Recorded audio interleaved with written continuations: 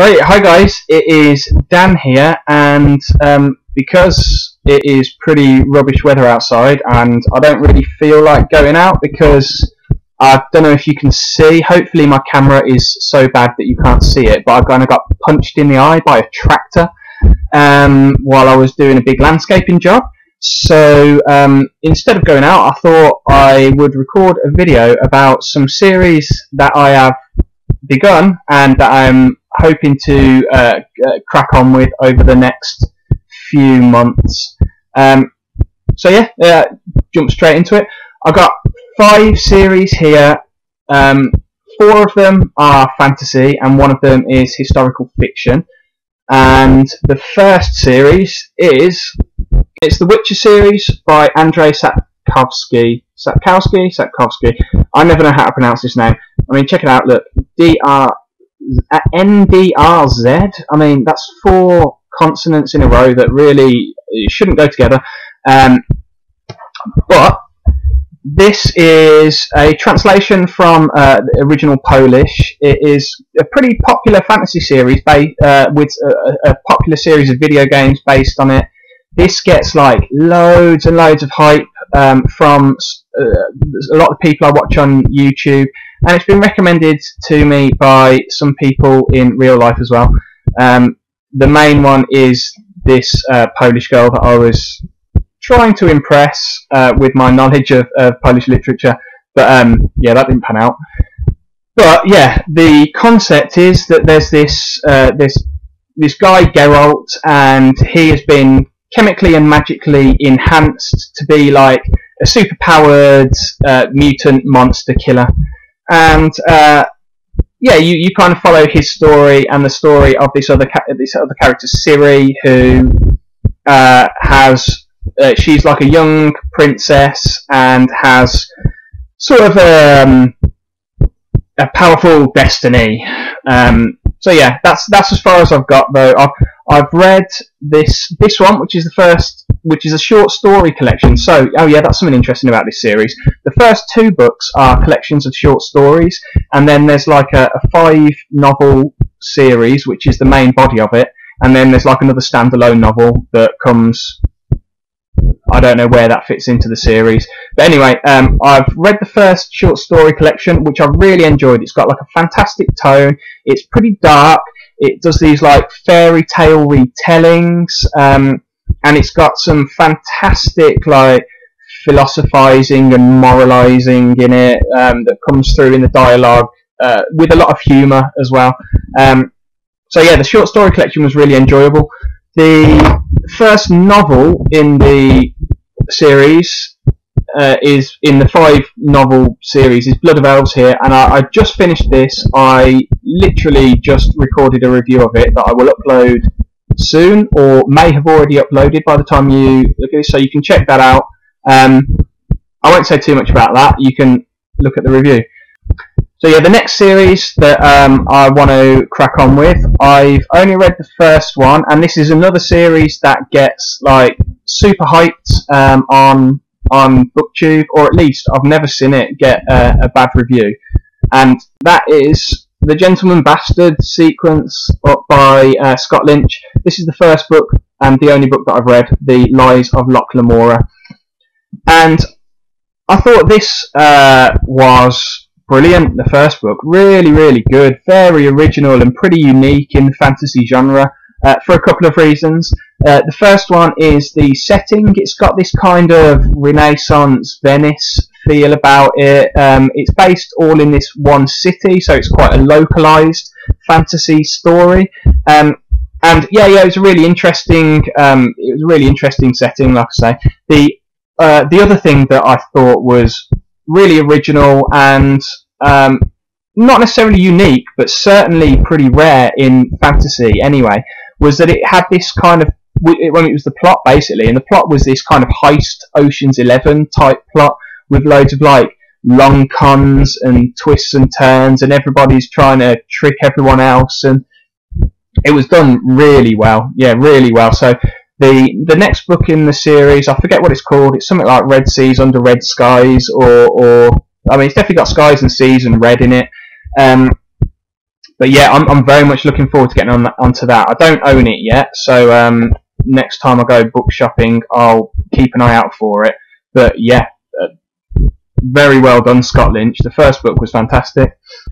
So the next series that I want to carry on with, I don't actually have a physical copy of the book, but it is the Black Company series by Glenn Cook.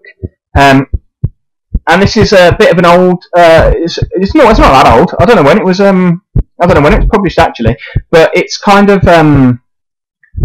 I think it's kind of seen as the first, or definitely one of the first, of the sort of grim dark fantasies.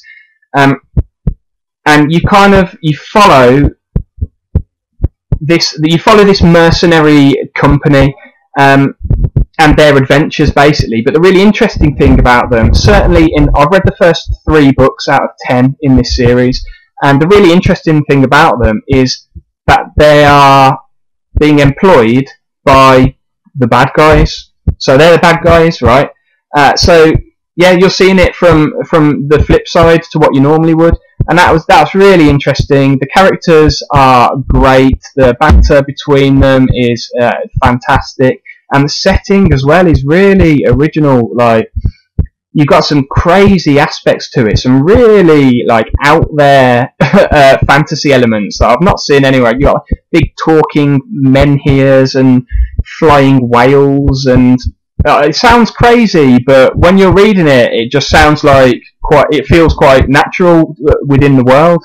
So yeah, the world is done really well, as as well as the characters. I've got like a omnibus edition of the first 3 books. I left that at my folks' place when I went to stay there for Christmas because I was reading it then. I need to get the rest of them, so yeah, I will definitely be looking forward to getting on with that one.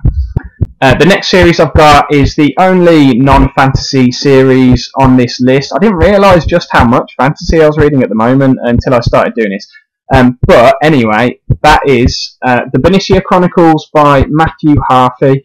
And this is historical fiction based in the early Anglo-Saxon period. Now, if you've watched any of my other reviews, you'll know that I've been doing the Last Kingdom series by Bernard Cornwell, because that is one of my favourite series of all time. That is like late Anglo-Saxon period.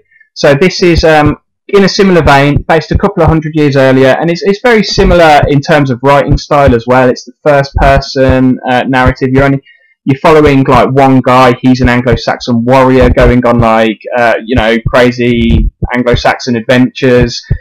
It's a real fun adventure series. I've only read the first book in it.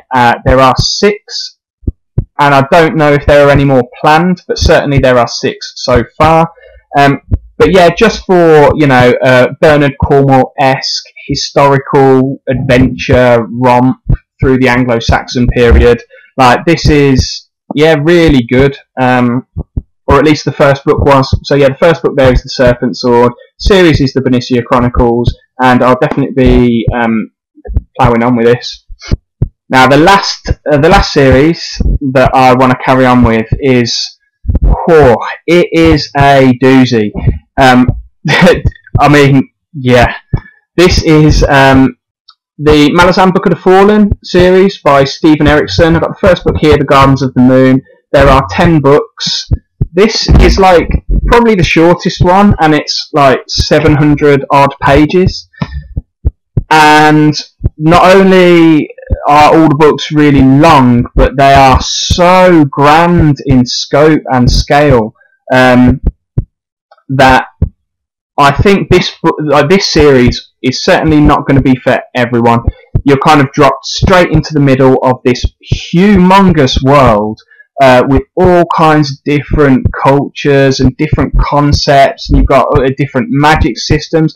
You've got gods involved as characters. You've got not only do you have different worlds, but you've got like parallel dimensions in there. I mean, everything about this book is grand and epic in scope. I mean, thematically, it is just fantastic. The amount of different themes it explores, particularly compassion, is just, I mean, it's mind blowing. Honestly, this is I mean, for me, okay, Now, not everyone is going to like this series, but for me, it is an absolute masterpiece of high fantasy. It is like the highest of high fantasy, and you know, although it is a struggle to get into, although you really have to concentrate on it, it's hard work reading it. I'm not going to lie, but it is totally worth it if you can get into it. So if that's the kind of thing that you enjoy, I mean, I think I've read 7 out of the 10 books in this series.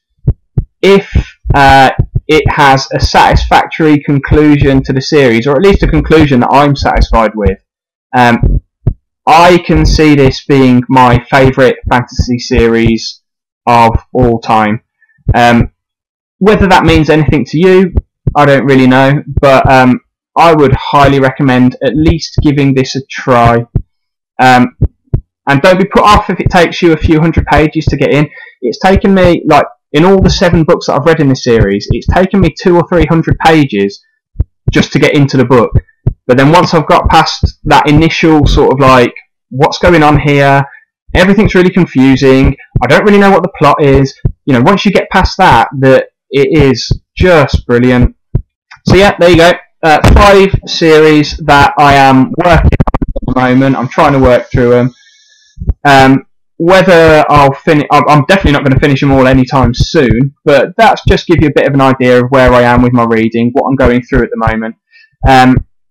So yeah, I hope you enjoyed that, and yeah, bye for now.